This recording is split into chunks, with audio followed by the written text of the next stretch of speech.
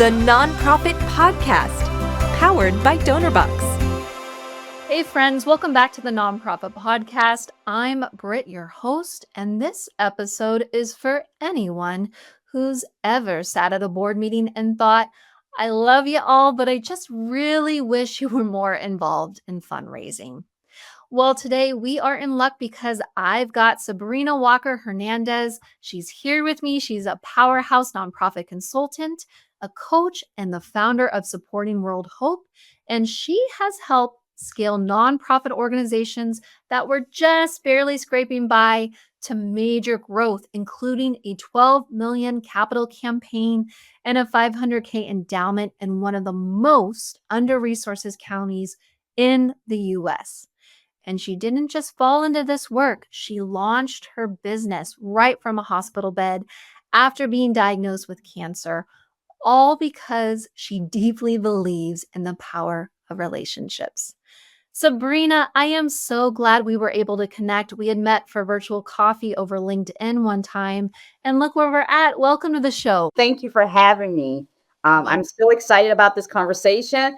I love boards of directors. I know it's a little odd for most, but I serve on 5 boards.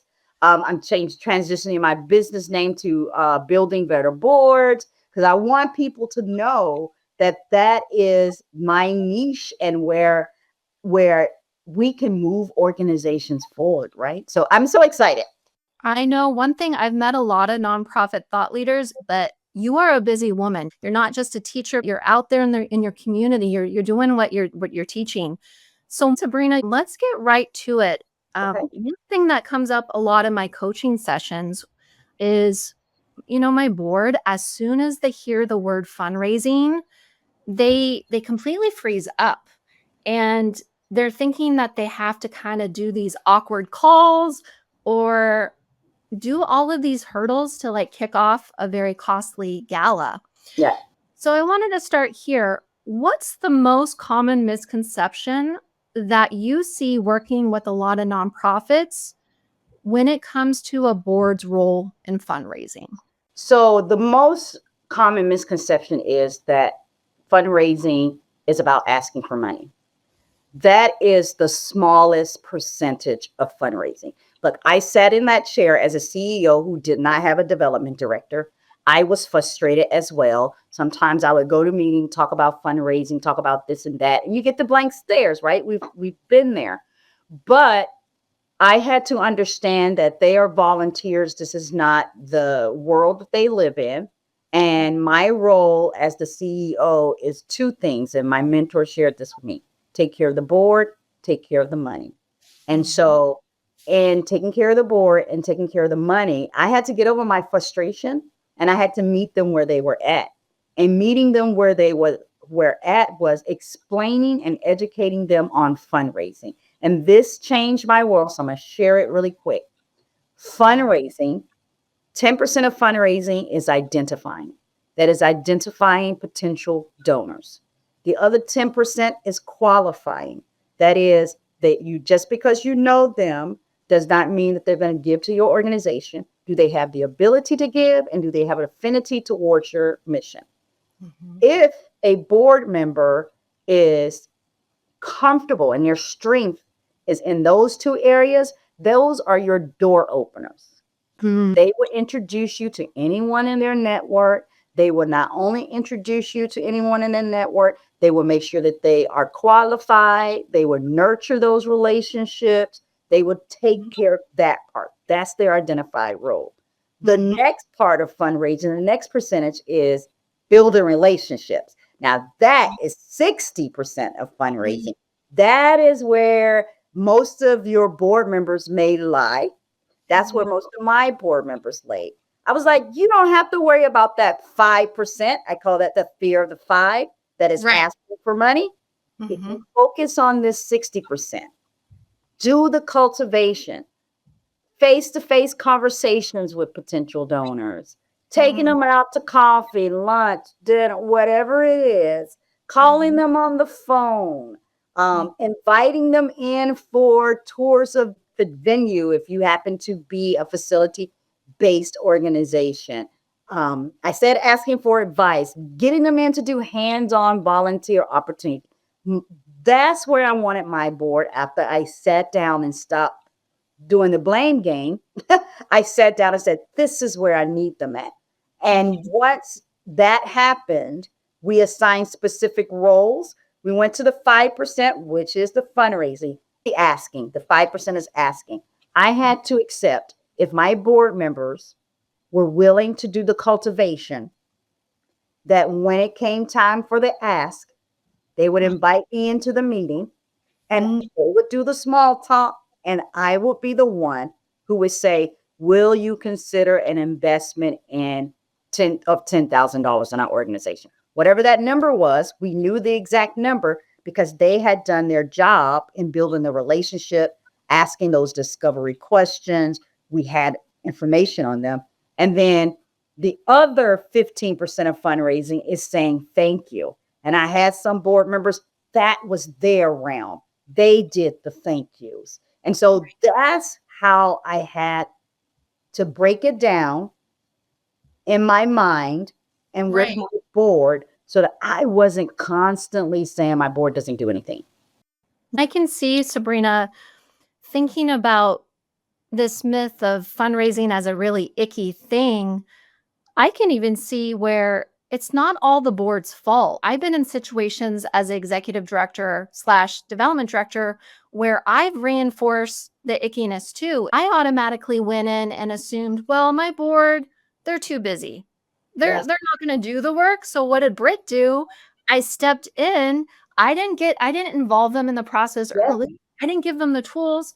I took it upon myself to save the board from doing the process, that cultivation that you're talking about and making it Yes. act. So to your point, it's not always the board's fault. Like if you are a development director or a fundraiser, we need to be addressing how we're reinforcing these Yes. myths.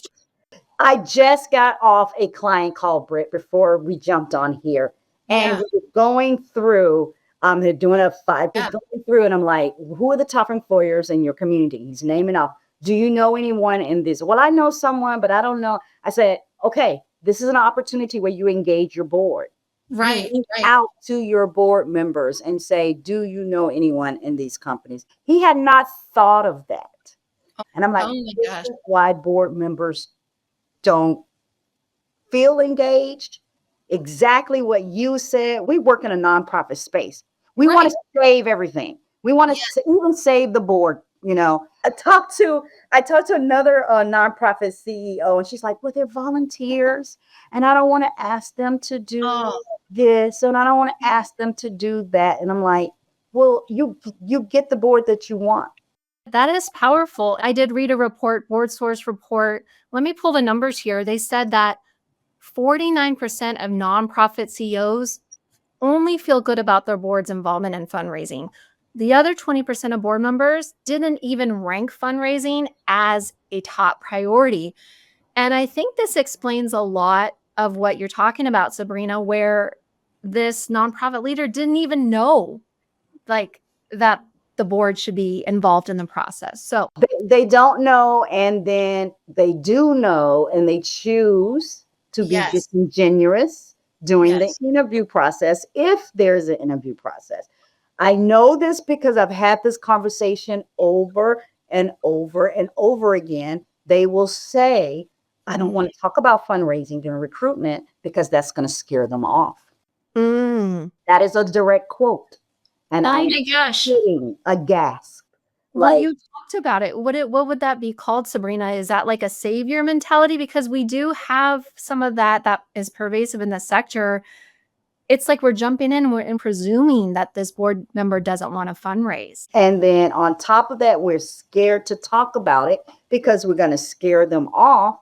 But you get to the first board meeting after they've said yes. And what do you talk about? You talk about that gala, and you talk about whatever that event, or you talk about we need to fundraise this or that. And they're sitting there looking at you like, you didn't say anything about fundraising when you interviewed me or when you asked me to serve on the board. And so, what are you talking about? And then We don't even give them any training towards fundraising.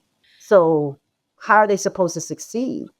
It sounds like first off, they may not even know what fundraising is because as staff, we're not even bringing it into the conversations. On the other side, if your board thinks that fundraising means pressure and panic, maybe we also need to think about shifting the language, even reframing what fundraising is. And I think one, from what I'm hearing from you, Sabrina, is we need to bring in fundraising early on in the conversation in recruitment because that is essentially part of a role of being a good board Yes, member, right? there's three things board members have to do. Yeah. Trusteeship, that's strategic direction, vision, and do that piece. Provide oversight, and that's not telling the CEO what to do. That is making sure you have a budget, you have policies and procedures in place. We're not being reactive, but proactive. And then ensuring necessary resources. Ensuring necessary resources mean ensuring you have a good CEO or an executive director and fundraising. Those are the two. That is it. That's your three functions. When we interview or don't interview, and we don't lay out those expectations, you're getting good-hearted people who want to be helpful, who does not understand their role, and so they bring a lot of assumptions to the table. And I guarantee you that assumption is, oh, I'm here to listen and to tell you what to do. Mm, How many meetings have you sat in, Brent, where board members say, well, you should do this? And you're like, well, we're a team. But did you teach that team environment? right, right. You mentioned something earlier that had to do with the board's role in making the ask, and if that is even part of the role. I think in the stewardship process, right, of identification, solicitation, cultivation, when it comes to making the ask is where board members freeze. Mhm. My question for you is, in your opinion, should every board member actually be the one making making ask for donations, or do you think there are other ways that they can kind of contribute to fundraising that still bring on that big impact? I this is what I know to be true. Every person you bring on the board has their strengths. You should lean into their strength so that they can be the best board member for the organization. Some board members are going to be great door openers. Again, they're going to introduce you to people in their circle. Some are going to be great cultivators. Some are going to be askers. I had a board of 21. Out of those, only 3 of them were not afraid of the 5% of fundraising. I'm very clear about there should be some expectation, and every board member plays a role in that fundraising cycle. Mm. Your job as the CEO, when you're doing your board retreat, hint, hint, you should be doing a board retreat. When you're doing that, one of the goals is to find out where their strength is, right? Are they a door opener? Are they a cultivator? Are they, in this 5% of the asking, are they a thanker? Find out what their strengths are. Get some real concrete ways in how they're going to demonstrate that strength, because all of those pieces play a role in fundraising. Fundraising is not just that 5%. So most of my board members, after we went through that, were cultivators, and I was very happy because they were building those relationships. We had this formula called 5 by 5. So their goal was to touch their 5 people that they were cultivating at least 5 times. Once they touched them 5 times, it was very strategic. We had a process. But once they did that, then we were like, there's no magic, but we were like 5 touches. Now we can make the ask. Right. How they set that up was they would call the person and they would say, I would love to set up a meeting with you to bring in our CEO, Sabrina, to see how we can further develop our partnership. Mm-hmm. If you get a yes to that, you're 80% of the way to getting a yes to the donation. Mm-hmm. We would practice it. It sounds hokey, but it worked. People get nervous. So we would practice the conversation. Once we got there, and one of the key things with the conversation was we had a little model. Do your little small talk. because you have the relationship, the in-depth relationship at this point. Do a little small talk. Then you turn it over to me, and I will do the hard thing. Will you consider an investment of $10,000? You will do the next hardest thing.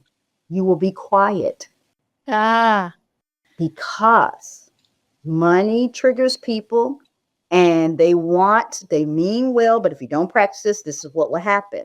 They will try to fill the silence after you've made the ask to say, or whatever you think. We just really appreciate any help that you can do. Yes, we automatically want to jump in, right? Automatically want to jump in. Anxiety and nervousness. So you're saying, Sabrina, sit back and let the silence kind of fester. It's the magic of the silence. And I would say he who speaks first loses. Don't you say a word. Give them time to process. And the process could be no, but I also say if it's no, it is okay. Is it the opportunity? Is it no because you need to speak with your spouse or your partner? Is it no because this is not the right program for you that we're asking about? Or is it no because we are asking for the wrong amount? Whatever it is, we need to walk away knowing that, because they go back into the relationship circle till we get it right. We just don't like, oh, it's a no and that's it. Right. So What I'm hearing, Sabrina, and feel free to jump in, is we're not pushing everyone on the board to make the ask. no. But they have a seat at the table in the process of deepening that relationship. Everyone plays a role. And there are many ways to do this. Sabrina, like Many ways to do it without asking. Yeah, there's so many ways based off of each board member's comfort level. Love And it. thankers, I want to say this because people always think that the thankers are getting off easy.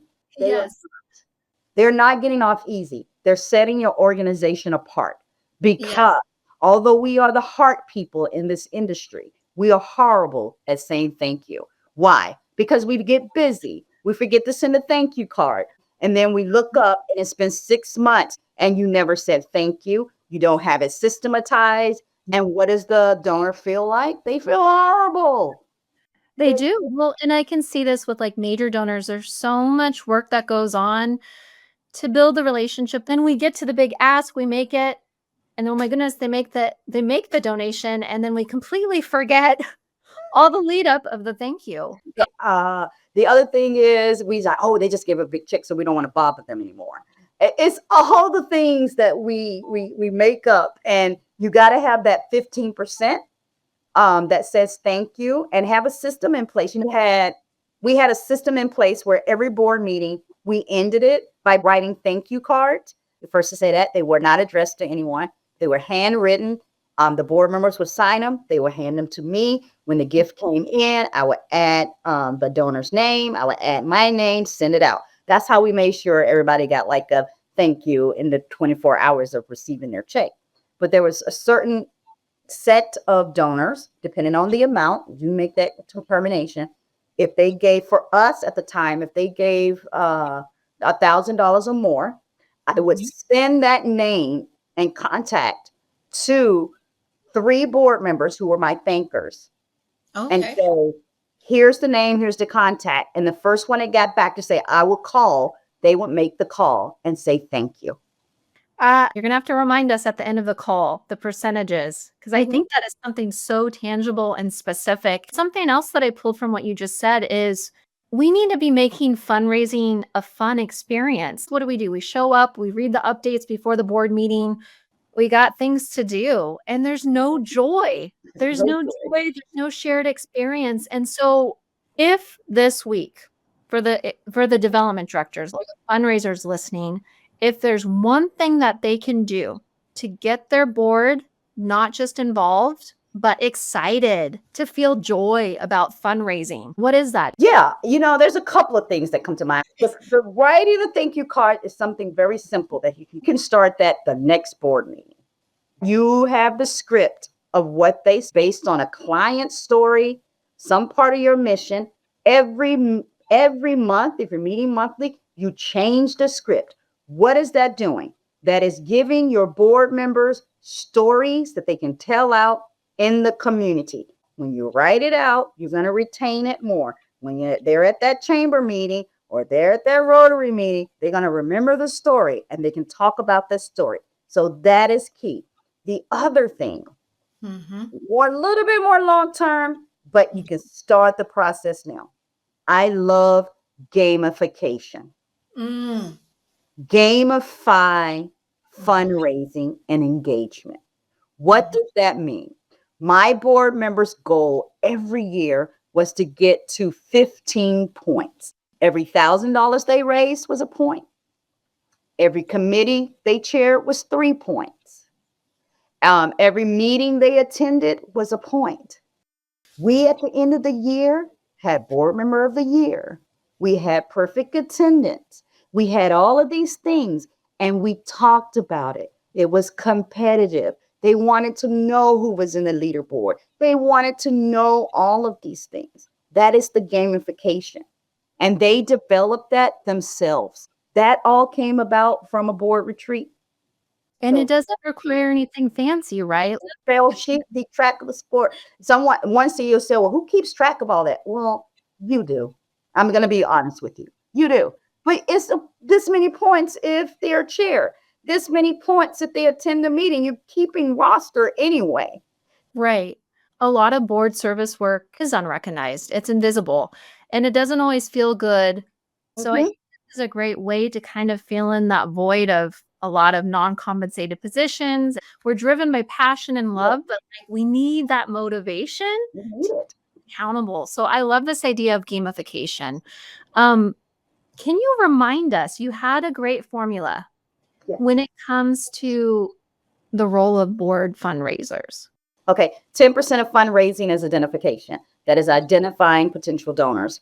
10% of fundraising is qualifying. Once you have identified them, do they have an affinity towards your mission? Do they have the ability to give? 60% of fundraising is building relationships. That's cultivation. The top 6 ways to cultivate is face to face, phone calls, newsletter, electronic communication, hands on volunteer experience, getting them through the door and doing tours and seeking advice. 5% of fundraising is asking for money. That is it. That is the fear of the five. It's only 5%. If you do the 60% right, you won't even have to do the 5%. You have made the case that your organization needs this. And then 15% of fundraising is saying thank you. That is stewardship. That is maintaining the relationship. So 60% is building the relationship, 15% is maintaining the relationship, 75% of fundraising is relationships. You make it so actionable, tangible. It's all about revving people up through gamification, building confidence, and building a culture of fundraising so that it's not just the staff where they feel like they have to carry it alone. Yep. Sabrina, I wanted to end here, and I hope it's okay. Your personal journey is incredible. You've been doing nonprofit work, board work, consulting. You know, you're a grandma, you're a mom. You launched your business while you were literally navigating cancer, right? From your Yep. hospital bed. What keeps you hopeful when nonprofit work gets hard? So, let me just be clear with everybody. There was 2 cancers. I was a CEO of a Boys and Girls Club, and I am so blessed. This is why. We have a corporate office. If I needed a sample document, I could call my corporate office. We could call another club, get something, all of that. The cancers that I had, you start looking at lifestyles, and a lot of it was stress, right? And so as I sat there, I had a stem cell transplant. You're in the hospital for 30 days. I started to think about all of those nonprofit organizations that didn't have a national office, didn't have that person or that entity that they could call when they were going through a crisis, when they needed a document, when we're out searching on, I always say Google it, trying to pull it all together. My goal was to be that for those who didn't have it. Mm. To be that kind of clearinghouse, because ultimately my why was I did not want people to experience the dis-ease that was happening in my body because of stress. And I thought, if I had the type of support that I had, and there's people out there that don't have that type of support, what are they going through and what are they setting themselves up to have in this health journey? And if I can prevent that, that was what was my motivating goal. Mhm. And that has always been my motivating goal, because I see it every day. And the other part is, this industry is an industry of best practices. There's no right way, there's no wrong way. We are all grabbing at best practices. Mhm. And so, again, putting those best practices in one hub and Mhm. sharing that with the people who need it. The people who need it the most are not necessarily the people that are on LinkedIn.